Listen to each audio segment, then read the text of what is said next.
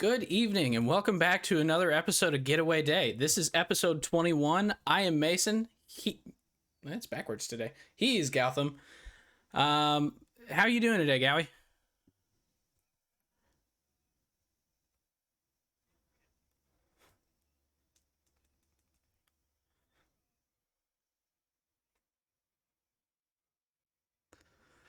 Oh yeah, it's always a great time Monday nights. I got on my computer today and I went into the rundown, and Google has finally learned that we do this every week at the same time, because instead of saying like you last edited 3 hours ago or Gautham last edited an hour ago, it just said you usually open it about this time. It's like, that's awesome. So Google now is aware of the podcast. Can't hear Gowie. That is awkward. All right. Well, sorry about that. Yeah. Gowie, you failed me. Apparently, I did have to turn on audio output capture. Go ahead and talk for a minute. Hello? All right. Can you hear him now, Matt? All right. Yep. So, anyways, we're back for another episode. Today, we've got a lot of stuff going on. But before we get into that, I do want to upfront say if you like our content, please follow us on or subscribe to us on YouTube, follow us on Spotify, Google Podcasts, Apple Podcasts, anywhere you listen to podcasts. Give us a 5-star review. Please don't give us a 1-star unless you really explain why Gautham's the one. Because it'll just break my heart and I can't handle that. But anyway, yeah, so we've got a lot going on. As you mentioned that they couldn't hear on YouTube. Sorry about that. I will fix that for the audio only versions. We do have a lot of milestones that occurred this week. So we'll be talking about those. The CBA, the MLB has proposed their first or put forth their first proposal for the CBA, which is up after this season. So we'll talk a little bit about that. There's a lot that's been going on in baseball card news. So, and if you guys see my other videos on this channel, I'm a big fan of baseball cards, so you bet we're going to talk about it. And then the main topic this week is umpires. Umpires have kind of been just... It seems like they've been starting to show up players more and more, and they're trying to like take control of the game, and it's all about Angel Hernandez. It's all about Joe West. Now we're going to break it down and see what we could do to fix it. So, I guess, Gowie, what all milestones occurred this week? I think we need to start off with the big milestone, which was Miguel Cabrera hitting his 500th home run, becoming the 28th person in MLB history to reach that feat. Yeah, and there's no active player that is even close. Right. Nelson Cruz, technically, I guess, is less than 60 off, but he's 42. Yeah, so he could get there if he plays a couple more seasons, but I don't know if that's actually going to happen. Yeah. But with Miggy, it's an awesome thing because obviously he hasn't been the player that he was in his peak the last few seasons, but people need to not forget how dominant this guy was between really from the time that he started playing, but especially in his days with Detroit between around like 2011 through 2015 or 16. He won 2 MVPs back-to-back years in 2012 and 2013. He won the Triple Crown in 2012. This guy is he's one of the greatest right-handed hitters of all time. Yeah, and for 5 straight seasons, culminating in his back-to-back MVPs, he was top 5 in MVP votes all 5 of those years. So that was 2009 up to his second MVP of 2013. And then early in his career, he was right up there as well. 2005 and 2006 in Florida, he was a top 5 vote getter. He's 1, 2, 3, 4, 5, 6, 7, 7-time Silver Slugger, an All-Star in all but 3 of his seasons in the... Well, oh, sorry, that's 3 of his seasons before 2016. So he's not been to an All-Star game 2017 or to now. but he had only missed 3 All-Star games before that, which is insane. That's what, 10, 11 All-Star games? Yep, 11. So, yeah. And the thing that always stands out about Miggy for me is just how he obviously has power and people know that he hits home runs and everything, but he was definitely more than that. Just like the batting average totals that he's put up in some of the years. So 2011, he led the league with a 344, hit 330 in 2012, 348 in 2013, 338 in 2015. So he wasn't just a power hitter; he was also kind of contacty guy too. Yeah. And let's not forget the biggest part of Miguel Cabrera's career. He has 39 steals. He's a 5-tool player, I'm telling you. That's right. No, but in all seriousness, though, Miggy, he just hit a huge milestone, but he's not done. He's got another one coming up very, very soon. Next season, if not by the end of this season, and I really hope so. He is now, I want to get the number exactly correct. 48. He is 45 hits away 45. from reaching the 3,000 hit club. He would become only the 6th player in history with 3,000 hits and 500 home runs.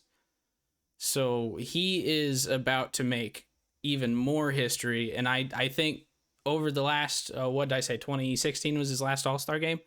Miggy's kind of fell into oblivion a little bit just with the common fan, I think. And I really hope that people around the league start to realize how big of a deal this is. So. Yeah, and it was cool to see his teammates who are all like babies when he started his career. They were super happy for him. So he's not like one of those closed off veteran guys that like doesn't want to help the younger generation. He's like a fun loving guy, and I think his teammates really respect him and his career, and they like being his teammate too. So yeah, I thought that was cool. Yeah, that was really cool. But yeah, but while Miggy was the biggest, he wasn't the only guy to reach a career milestone this week. I believe during the podcast last week, we broke the news that Joey Votto hit his 2,000th hit, correct? Yep. And then also during the podcast that we didn't see until later, Craig Kimbrell got his 1,000th career strikeout. So a lot of big milestones being hit this week. Yeah. I really like Craig Kimbrell because he's obviously been a dominant closer for a long time, but he's kind of got a personality where he doesn't like care about the fame that he gets. He's not really the guy that needs to be the closer. Even he's not even the closer on his team now with the White Sox with Liam Hendricks. He just wants to be one of the guys helping the team win games. And Tony La Russa actually pulled him from a game this past week, and he acknowledged that he made a huge mistake because after that they ended up losing the game.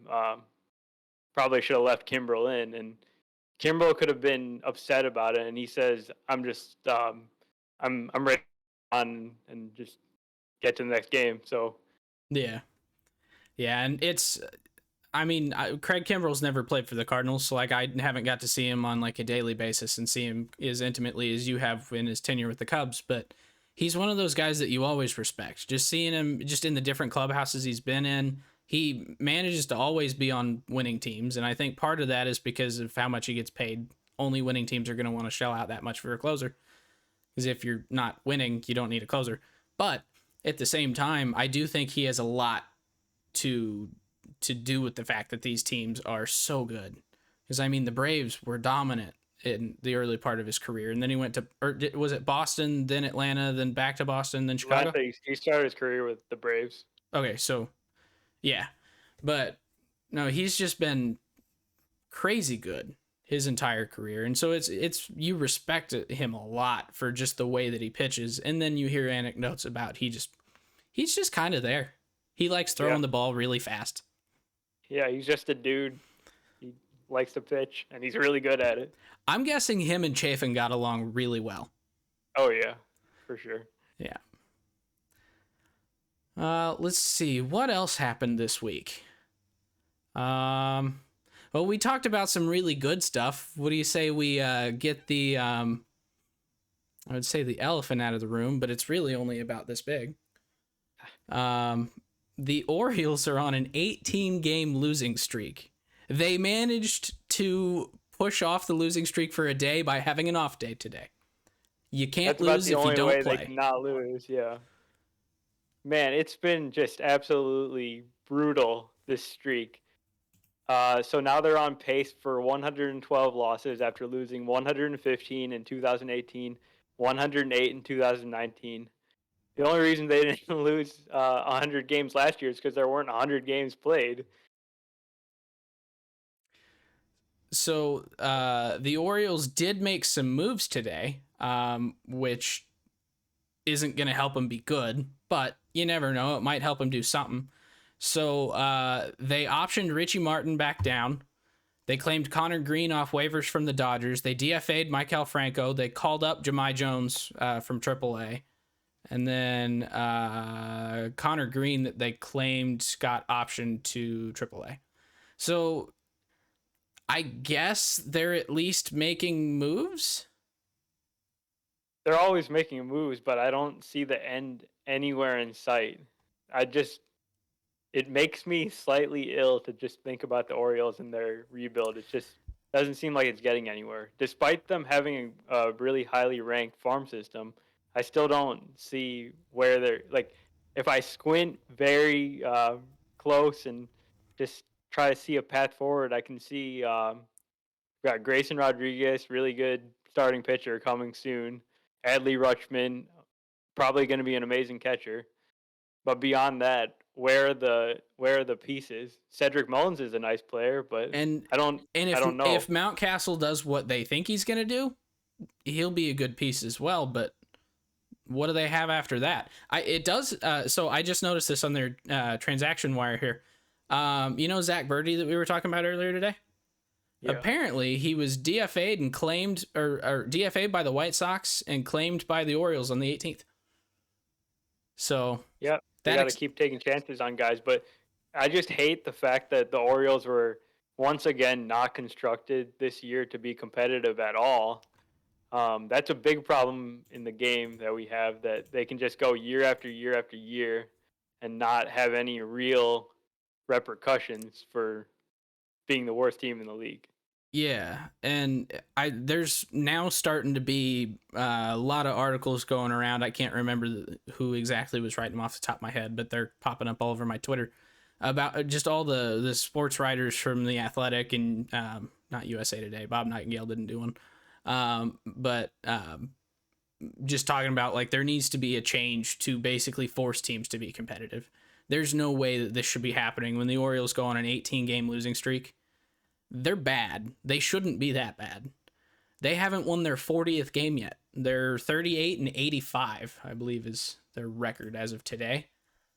That is horrendous. I think, what'd you say they were on pace for? 112 losses. Yeah, and what's the record? 119, I think. Yeah, it's too close to the record. That shouldn't be happening. No, so, not at all. But I want the Orioles to get better just for the sake of competitiveness and, I want all the teams to be trying, and I don't see how they're going to have any success, especially in the division that they play in. Yeah, that's the hard part, because like even if you could find a path forward for their team, that still doesn't necessarily get them out of the basement, because there's a path forward with Toronto, it looks like. Tampa's Tampa. They're always going to have a path forward. And the Yankees and the Red Sox are always going to be trying. They're always going to be paying and trying to win, unless Boston has to trade Mookie because they can't afford him. Yeah. But so I guess that brings up a good question then. What can the MLB and the MLBPA do? Because it's going to have to be in the CBA to fix this, and that's a great transition here too. What can we do to fix tanking teams and prevent them from tanking intentionally? Yeah, so that's definitely the big question. I'll bring up the bring up MLB's initial proposal here first, and then kind of get into that. So they are proposing a salary floor of 100 million for each team, but they are also saying that the luxury tax, which is currently at 210 million, will be lowered to 180 million, and every dollar above that amount will be taxed at 25%, which is higher than the 20% for the first time offenders that it is currently. So Does on the the surface, does the ramp up of the tax change or no? yeah, I believe it changes. I don't know the full details on that, but it is a progressive tax in that if you repeat offend, you're going to be paying like a bigger amount of tax, and if you go higher above the first threshold, it's going to be higher. The more you spend. So the way teams treat it these days is kind of like a soft cap, because right now I think the Dodgers are the only team in 2021 that are above that threshold, and on the surface it seems like a good idea to have a salary floor, because then you have teams like Tampa Bay and Baltimore and Cleveland, and I think there are 7 total teams that are under 100 for this year that would be forced to improve their team just by spending a Pittsburgh, little bit more money. Arizona. It's mostly the teams at the very bottom. You have a couple of good teams, but for the most part, it is the teams at the bottom. Yeah. So in theory, that's a great idea, but at the cost of lowering the top range of it, it's a big issue, and the players are not going to stand for that because it cuts into their earning potentials big time. Yeah, the one thing that I'm really just seeing the actual numbers for the first time right now, so I haven't done this math coming into this, but if there's a salary floor of 100 million, theoretically, even at 180 million luxury tax, the amount of money to players in the right now would increase. It's just putting at the end of the CBA, they're probably going to be handcuffed, right? Yeah, and just having a lower cap, I'll call it the upper limit cap, which is probably the way the teams are going to treat it going forward. If it was set at 180, then the big contracts, which are the what drives all the contracts that fall underneath it, Yeah. those will be lower. So then the rest of the pool of players are going to be making less money. So that's kind of the way Okay. I see. Even if those 7 bottom teams end up spending 100 million, that'll be the cap on the other end. In that those low market teams are really not going to spend more than 100 million, so it's not bringing it up enough to make up the difference. Loss at the top. Yeah. Well, and the other thing is, like, how do you enforce a floor at the same time? If you DFA a guy because he's terrible, or let's just, for instance, Marcell Ozuna in his situation, pretend his contract was over at the end of this year, and could they have just DFA'd him earlier in the season, but that brought him under 100 mil? Well, Then, DFAing that wouldn't count as bringing him under, right? Because you're still paying him, whether you DFA him or not. okay, that makes sense. All right. Yeah, still, I'm not a fan of this idea. I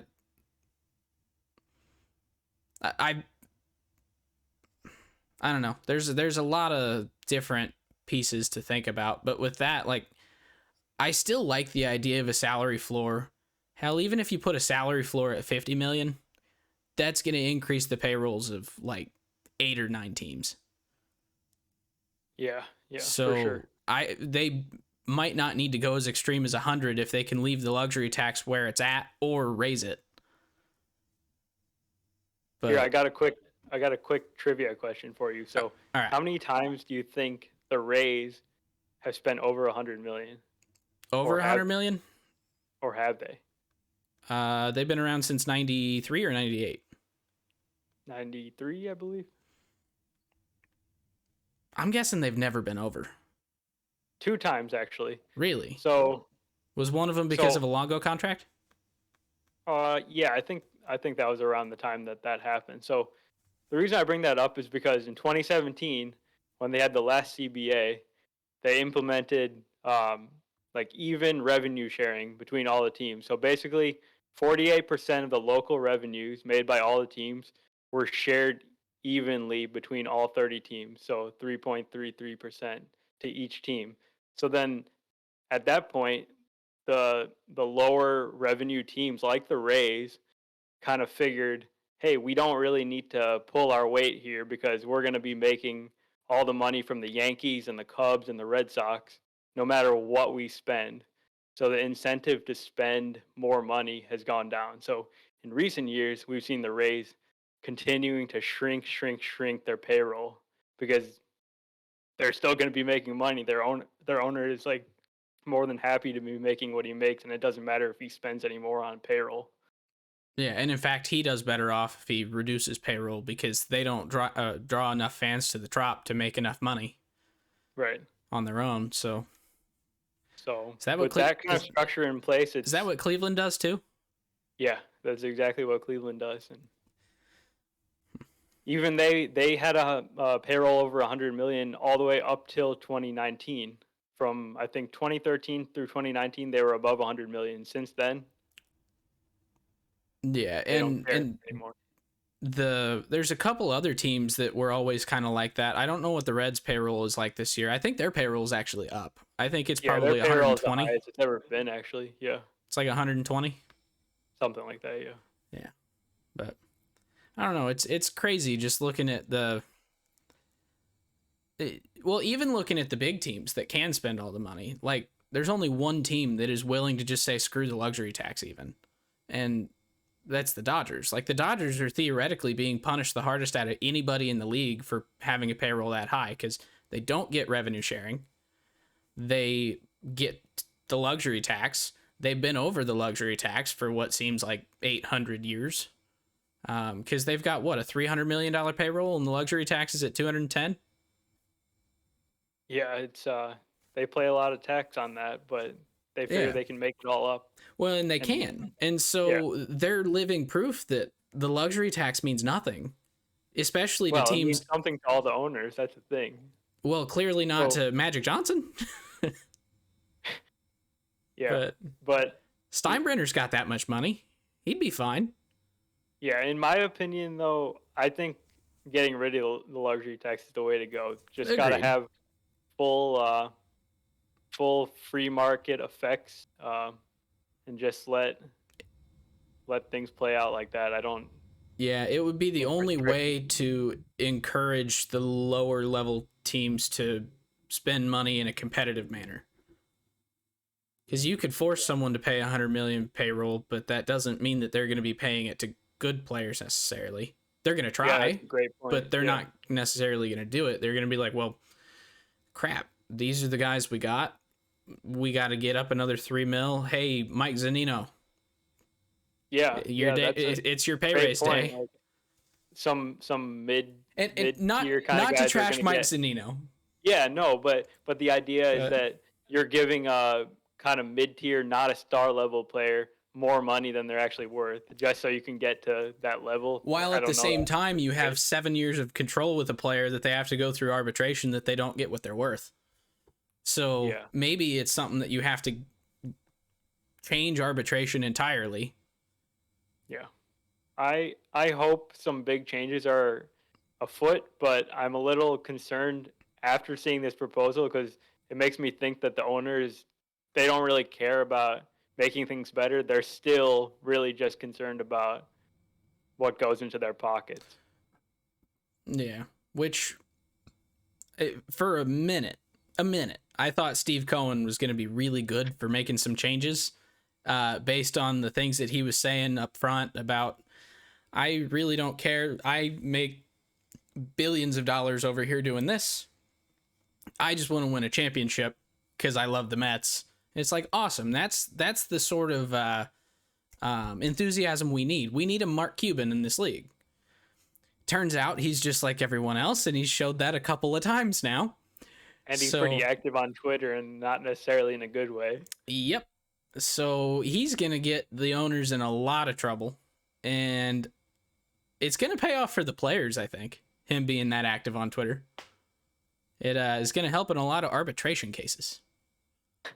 So, but yeah, I don't know. Is there any other things that have been proposed that you've seen, or is the floor or ceiling the only? There is a full proposal, but the details of that are not all public, and this is the only thing that they know because they're trying to hype up the idea of the salary floor while burying the dropping of the luxury tax threshold. So kind of the way it's covered is very telling to me that this is not a great proposal, and I don't expect the Players Association to even really counter this. I think they're just gonna outright reject it.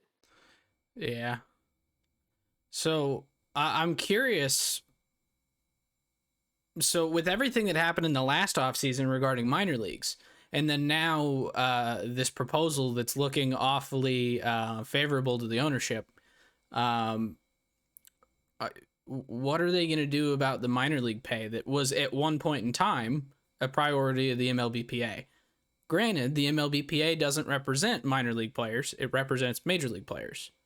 So do you think this is going to be something that they're going to focus on now and basically push that off into another CBA talk? Yeah, there's so many issues. I would assume, well, I don't know about assume, but I would guess that that's going to get tabled for some of the other things they might see as bigger priorities. Yeah.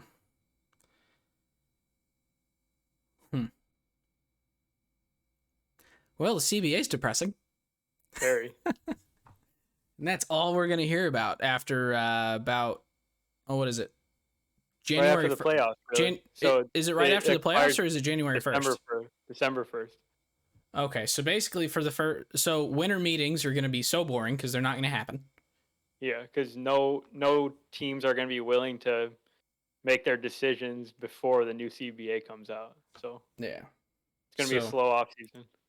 Oh, we're going to have to come up with something to talk about. Yeah. Yeah. So that's what we know about the CBA. I definitely think that if we hear something more about this, we'll bring this back because this is going to be a huge topic in the off season going into next year. And I'm guessing probably within the next month, we'll start to see this ramp up a little bit behind closed doors. So, because they're all trying to avoid a work stoppage because that stops the money flowing to everybody. So we'll see. What do you say we get to our new sub-segment? Yeah, let's do it. All right, so every week we do This Week in Baseball. Well, there's enough baseball card news this week that we're also going to do This Week in Baseball cards. So the record for the highest selling baseball card of all time has been broken. The previous, or the one that was the record holder right before this, was it the Mickey Mantle, 1952? It was the Mickey Mantle 1952, sold for $5.2 million back in February. Yeah, and before that, it was the Mike Trout, rookie superfractor 1/1 that sold for $4 million. Well, this last week, coming out of the National Collectibles and Convention, or I can't think of the actual name of it, a Honus Wagner T206 SGC3 went on auction and sold for $6.606 million. So a full $1.4 million above that Mickey Mantle. There are only the highest priced T206 Wagner before was at $3.75 million, which was in May. Yeah. So it completely dwarfed the price of that one. Yeah. I will mention that it included a 20% buyer's premium, which was kept by the auction group there. Okay. So that's included in the 6.6. Was that through Golden? No, Golden Auctions. It's called Robert Edward Auctions, which is based out of New Jersey. Oh. But this Honus Wagner, so there's only 43 T206s that are graded and known to be in existence. This SGC3 is the fifth highest graded T206 Honus Wagner card ever. So there's 4 more that are in private collections that I honestly couldn't tell you what they're graded, but they're apparently higher than a 3, which I think is, oh shoot, what is a 3 is excellent? Is that what they call it? So it's poor. No, it's good. 3 is good. So it's poor, fair, good, and then it goes to like great, excellent, something, something, something. But yeah. So 110-year-old baseball card that's just in good condition. And you've seen textbooks get sold on Amazon in good condition. That's yeah. But yeah, I think it's it tells me that people are like all in on these cards, and it's not going to be stopping anytime soon. Yeah. That we keep seeing records being broken. We're definitely going to see a $10 million card, right? Now, maybe, but how do we know that they don't have phantom bidders that they've created their own accounts for to go and bid up the price? Like PWCC just got kicked off of eBay last week. That is the single largest baseball card collecting eBay consignment shop. PWCC, they do millions of dollars of sales a year on eBay, and eBay just kicked them off and canceled all of their active auctions last week, citing that there has been evidence of them creating phantom accounts to upbid their own auctions. Yeah, so PWCC is disputing this very strongly. They're potentially gonna bring Litigate. legal action, against eBay. So I think PWCC and eBay are gonna be fighting for a bit. I did want to share these numbers just on eBay, kind of separate from the PWCC, but well, it's related. But eBay reported more than $1 billion in trading card gross merchandise volume in the first quarter of this year. Good Lord. They saw an average of 139 cards sold per minute. So I definitely did not contribute to that. Yeah, not at all.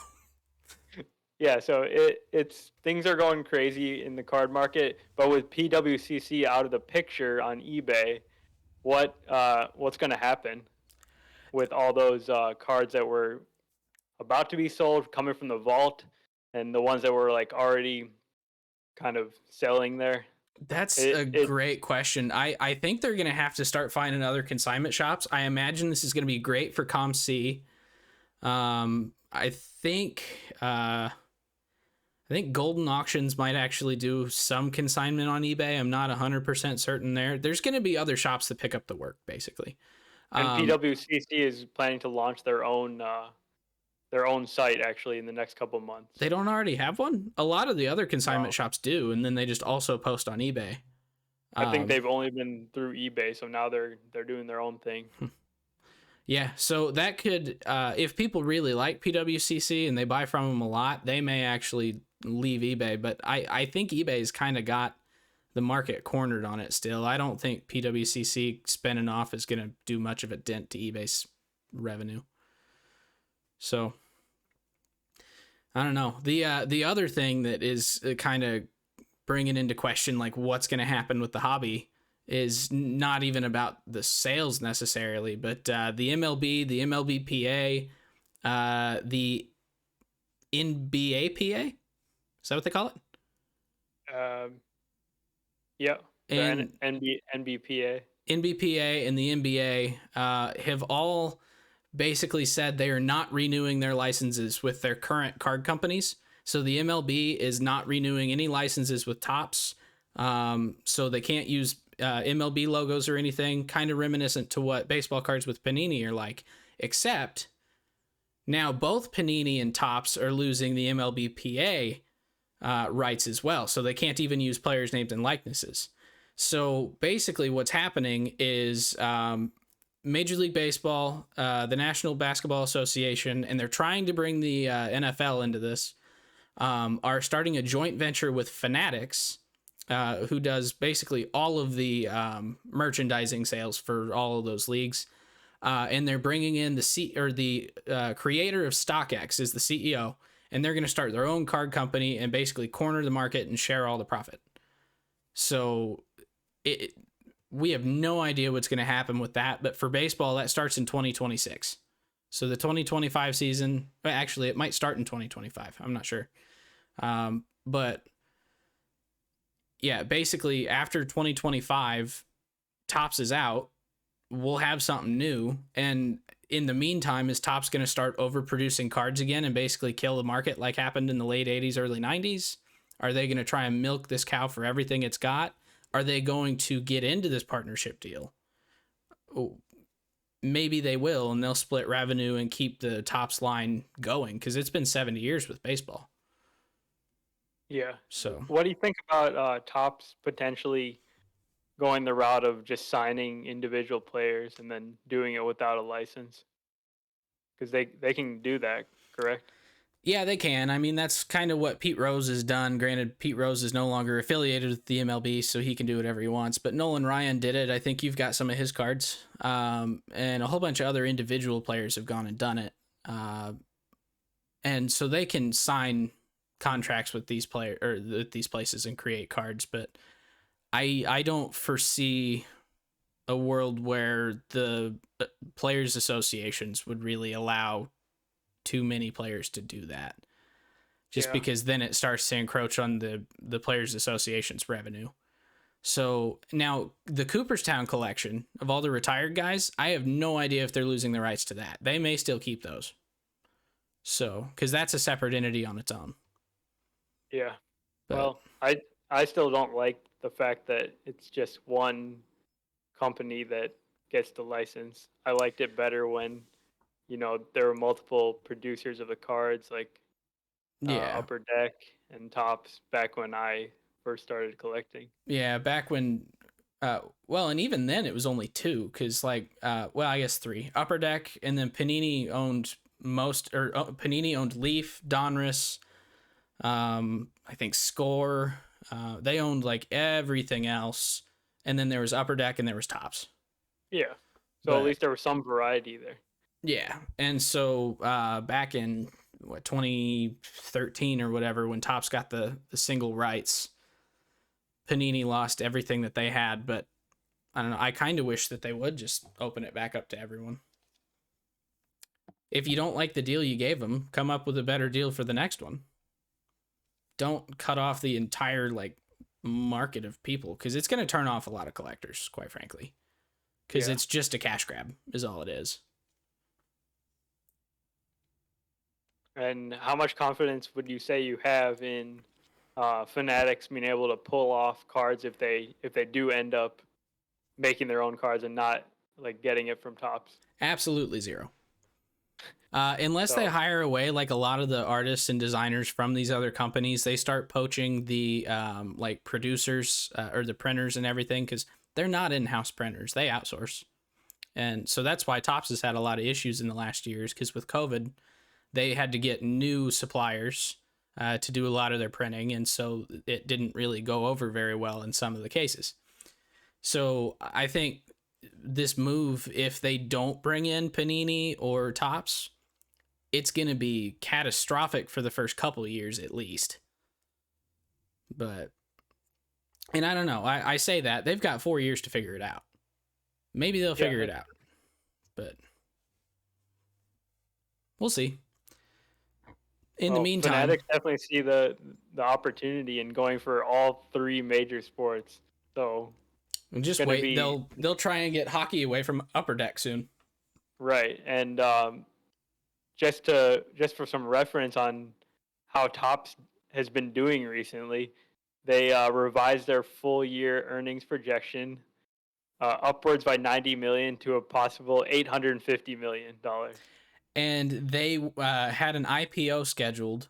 They were going to go public again, which they went private in 2010-ish, maybe. But yeah, so they were getting ready to go public again because they were making bank with the NFTs and everything that they've been doing, with the card market going off. And then this news came out, and the next day they canceled their IPO. So Topps will no longer be going public. They see this as writing on the wall until they come up with a new plan, because basically it leaves them with F1, the German soccer league that I can't pronounce it, can't remember it. Yeah, that one, Bundesliga, and then UEFA, and that's it. UFC, but those aren't very popular. So,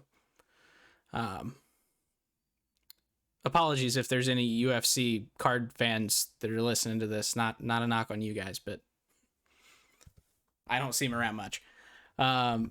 But yeah, no, it's going to be crazy to see how the hobby's changing. And I mean, it's been crazy to see how it's changed over the last 2 years. Look, 5 years down the road, and they might just be doing 100% NFTs. Who knows? There's no printing involved. Makes it a lot cheaper and for them.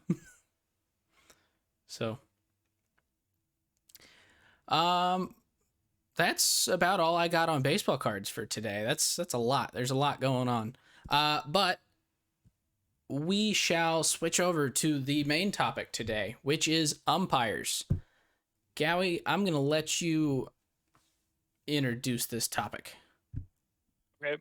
Yeah, so umpires are the villains of the baseball game more often than not. I'm going to sound like a broken record here, but the little box that they show on the screen these days showing what pitches are balls and strikes, that detracts from the TV watching experience because it just draws attention to the bad calls. Whether they're strikes or not, it doesn't really matter. It just matters what the umpire calls them. Completely up to them. So I don't see what having that box on the screen really does. But so in recent years, I think there's been a lot more scrutiny on umpires because it just seems like they're blowing more calls than ever. I don't know if that's actually true. I know there's a Twitter account. I think it's at MLB Scorecards. At Ump Scorecards. At Ump Scorecards. You should check that out. The guy does really good work, kind of evaluating umpires' performances. And to be completely honest, they do a really good job overall in terms of their consistency. Sometimes umpires have bad games, but that's just the limitations of being a human making calls with your eyes rather than, a robot, which a lot of people are calling for. Yeah. So, for instance, I have one pulled up from yesterday, and it's probably one of the better umpire scorecards I've ever seen. But the average overall accuracy for an umpire over the course of a game is 94%. And the overall consistency is 96%. And basically, consistency is just their defined strike zone. Are they at least hitting that? If they're not hitting the real one, the accuracy is, are they hitting the real one? Yesterday, Ryan Blankley in the Colorado versus Arizona matchup, crazy good matchup, am I right? Colorado on the road against Arizona. Whew. Oh yeah. But he was 98% accurate, 99% consistent, but it still gave a plus 0.4 runs to Colorado. So like even just making one or two missed calls, which he called four pitches incorrect to the true strike zone, and he called two pitches incorrect to his established strike zone. That's it. He called four wrong the entire game, essentially. And it still accounts for 0.4 runs for Colorado. So it's like these guys are really, really consistent. But there's a lot of times where even being as consistent as they are, it can have a pretty big impact on the game. So. Yeah, totally depending on the circumstances of the game. Sometimes it can swing a game, and we've seen that happen before. Yeah. Meanwhile, John Bacon in the Padres-Phillies game yesterday, 90% accurate, so 4% below average, and 93% consistent, so 3% below average there.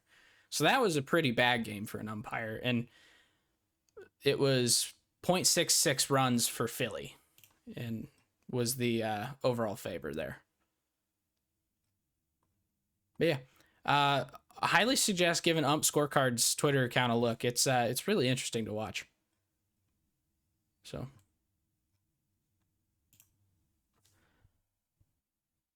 Yeah, so I guess we can get into the question about the robo umps.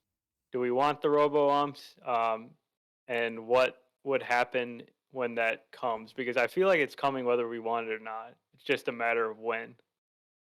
Yeah, I think you're right. So I think we probably do need to just go for it. Now, it's going to have a lot of implications on Hall of Fame cases for recent guys. I could get to that in a minute. But yeah, it would essentially even out a lot of that bias in the biases of individual umpires, whether they're trying to be biased or not. Sometimes a catcher is really great at deception and framing. That's literally what framing metrics are, is how well can you lie to an umpire. I think Foolish Baseball put up a new baseball bits today about Yadier Molina, and that was one of the things he was talking about. It's like Yadi is one of the best all time at basically lying to umpires to their face. And it makes a huge impact on the game. And so getting rid of actual umpires, or not getting rid of the umpires, but not allowing them to call it, making them call what a robot calls, would remove a lot of that deception and the biases there, and it would be purely pitcher skill versus hitter skill. Yeah, and I just wanted to make a quick mention about specifically the Hawkeye system, which they use for the robotic calls. It has a tolerance kind of where it can be wrong about the location of the ball by a quarter of an inch in any direction. So it's not to say that all the calls are going to be 100% perfect, but it's highly likely that it's going to be better than what a human can do.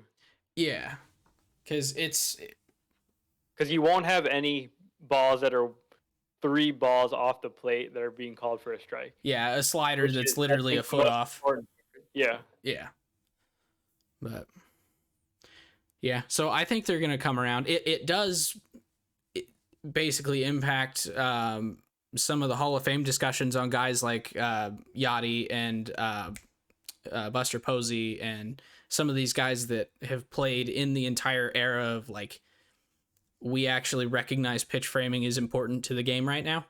So even just in the WAR calculations, if you look at Baseball Reference, both of those guys' WARs are not very high. Buster Posey's is about 50, I think, B WAR, or maybe less than that, 48 maybe. Yachty's is like 40, 42, I think. But if you go look on Fangraphs, they've actually Fangraphs and Baseball Prospectus have both included pitch framing for catchers as part of their WAR calculations, and then both those guys jump by about 10 WAR.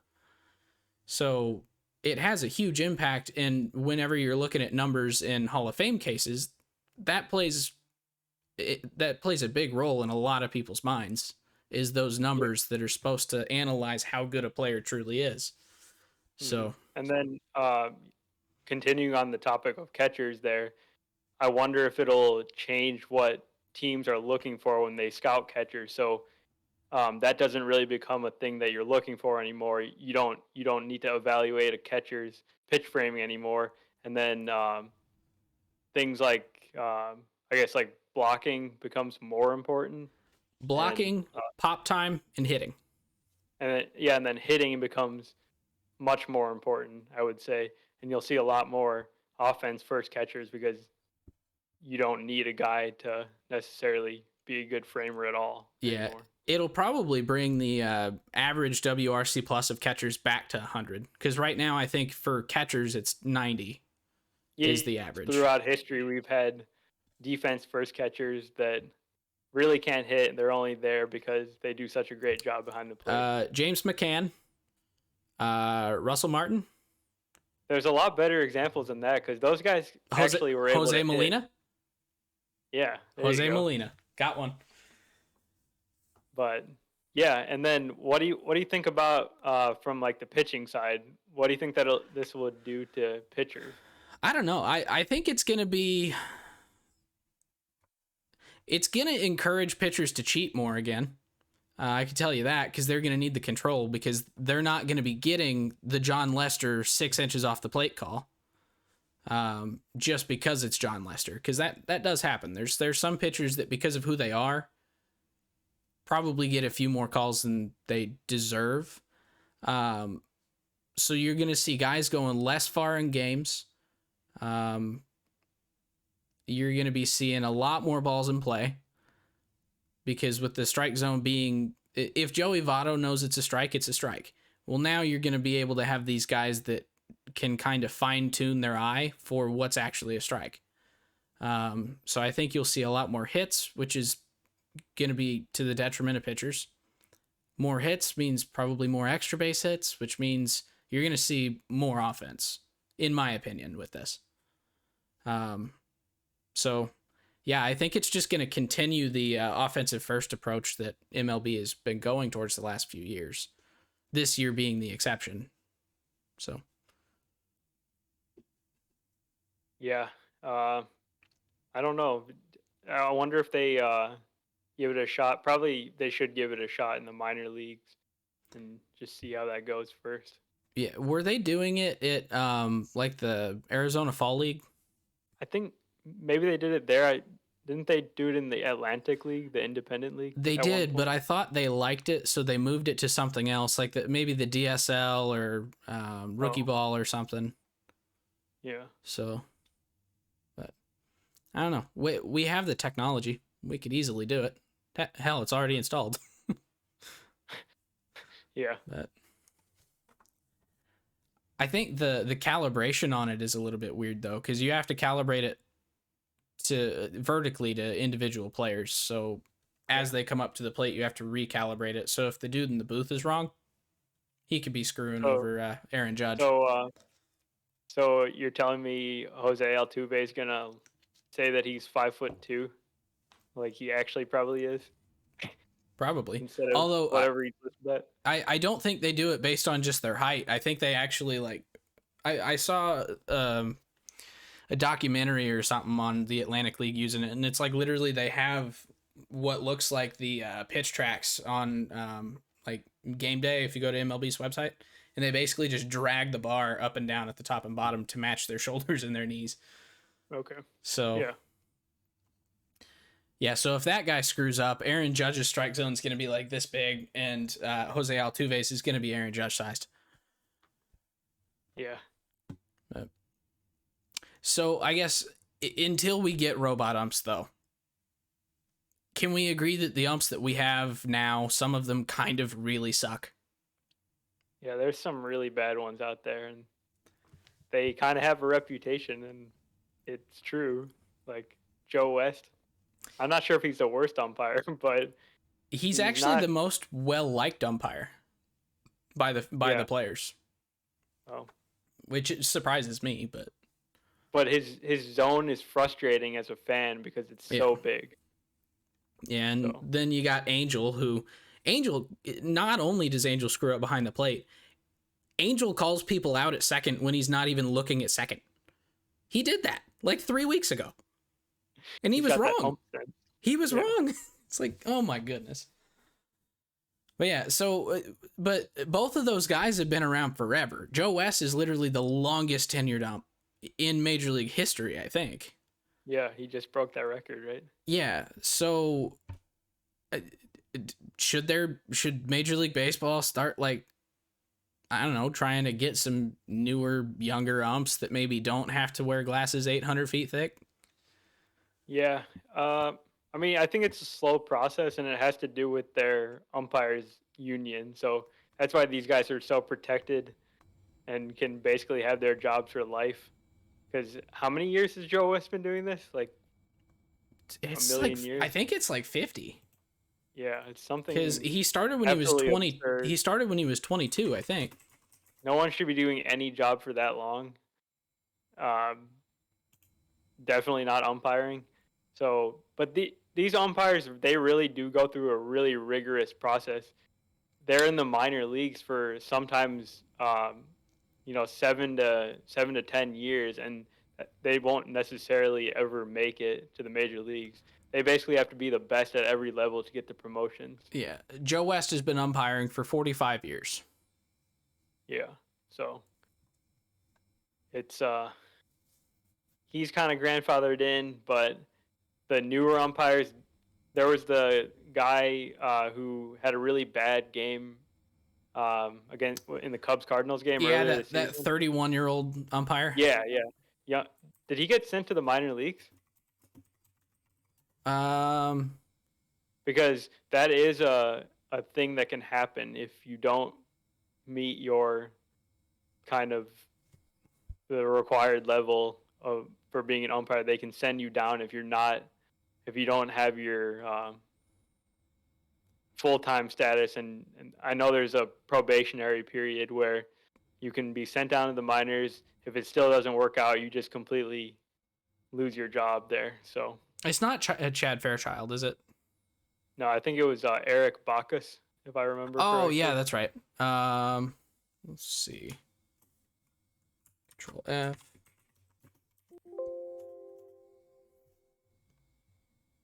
Does he spell Eric with a K?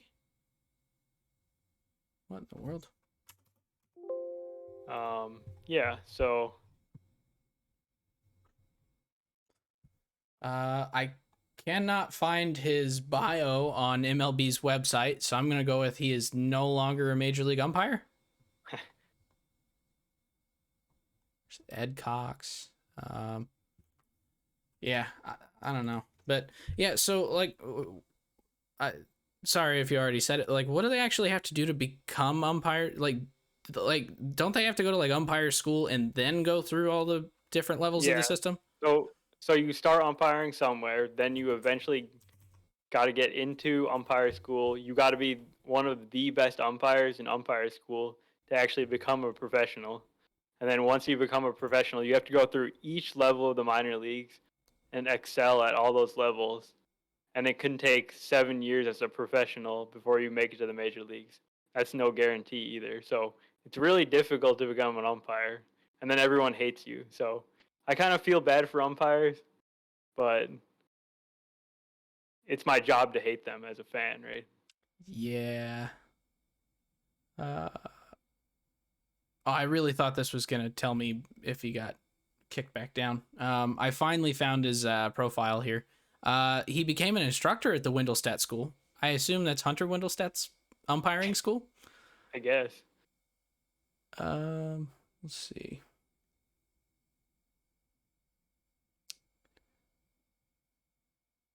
He prestigious assignments, apprenticeships. He did an apprenticeship in the minors. I didn't know they did apprenticeships. I thought it was like a. Huh.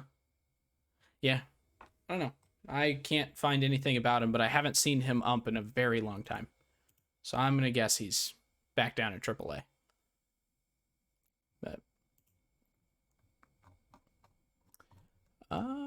let's see. So, but yeah. So I guess at some point though, like he was the youngest umpire that we've seen in years, and he had a bad game, and he's not back around. But at some point, they probably do need to start like figuring out in their negotiations with the umpires union how to like get more young guys in and get guys like Joe and Angel that have been around for 30 years to go, don't they?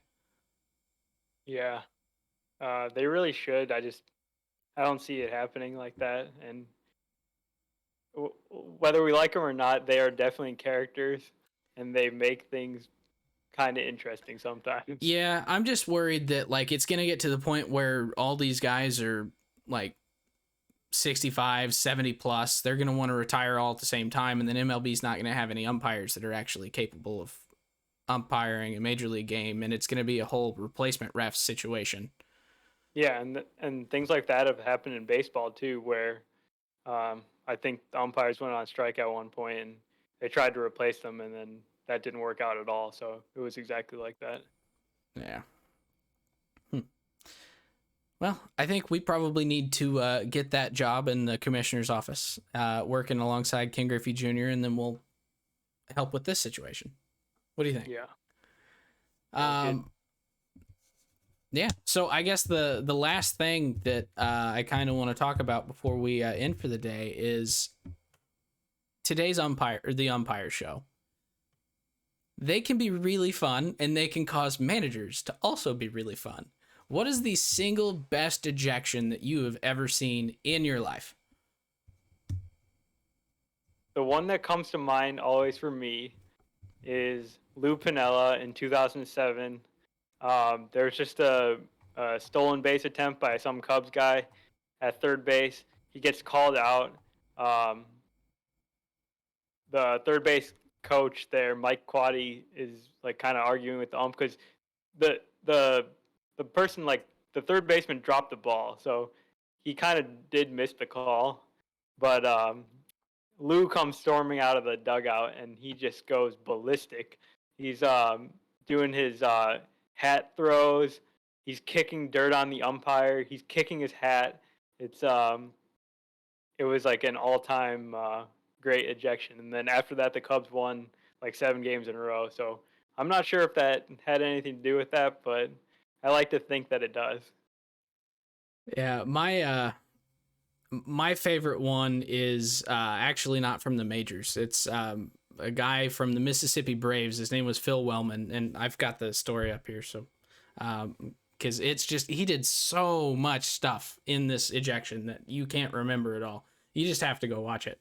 But back in 2007, he got ejected, and he went out and covered up home plate because he was arguing calls or balls and strikes. So he comes out, covers the entire plate in dirt, draws a new home plate in the dirt that's about 5 times as big, Joe West strike zone sized. And then I think he started kicking dirt at the umpire, threw his hat, and then he went over to, I think he took a couple of the bases, threw them into the outfield, and then after he threw second base into the outfield, he then went to the pitcher's mound, got down and started army crawling towards the mound, took the bag of rosin, pretended to pull the pin out of it like it's a grenade, lobbed it at the umpire. It landed right at the umpire's feet. Then he got up, walked to third, picked up third base, and took it into the dugout. It was amazing. So it's on YouTube. Go watch it. I may tweet it out tonight. Don't let me forget to tweet it, Gary. But yeah, so it's just fantastic. So umpires are good for something. Getting screamed at and kicked at by Earl Weaver and Tony La Russa and Lou Pinella. Bobby Cox, the all-time leader, Bobby Cox, manager ejections. So unfortunately, if we do get robo umps, the number of ejections is going to go way, way, way down because believe me, they'll find something to complain about. They'll find something to complain about, but it's usually balls and strikes that end up being the calls that get the managers the most mad, and that's the one thing you can't argue, right? It's an automatic ejection, so that wouldn't exist anymore. Unless someone goes crazy on a robo ump. I could see TLR doing it. If he's still around and they bring in robo umps, he'll try and argue. Yeah. But he'll probably get another DUI like on the spot, but you can't drive a baseball team. I'm a Hall of Fame baseball person. Don't you know who I am? I'm a Hall of Fame baseball person. So that's all we've got for you. Let us know on Facebook and Twitter what your favorite ejection of all time is. Tweet the video at us because we love watching them. But yeah, so I think that's all I've got to say on umps. You got anything else on umps? Nope. Got nothing. All right. So yeah, just reminder, we are on Spotify, Google Podcasts, Apple Podcasts, anywhere you can listen to podcasts. We will have a video version up on YouTube by tomorrow. Follow us on Twitch here to see when we go live and we're recording, or I'm recording baseball card openings. I just did Topps Chrome on Friday, posted it Saturday on YouTube, so check that out. And then, yeah, I think that's it. So you guys have a great night.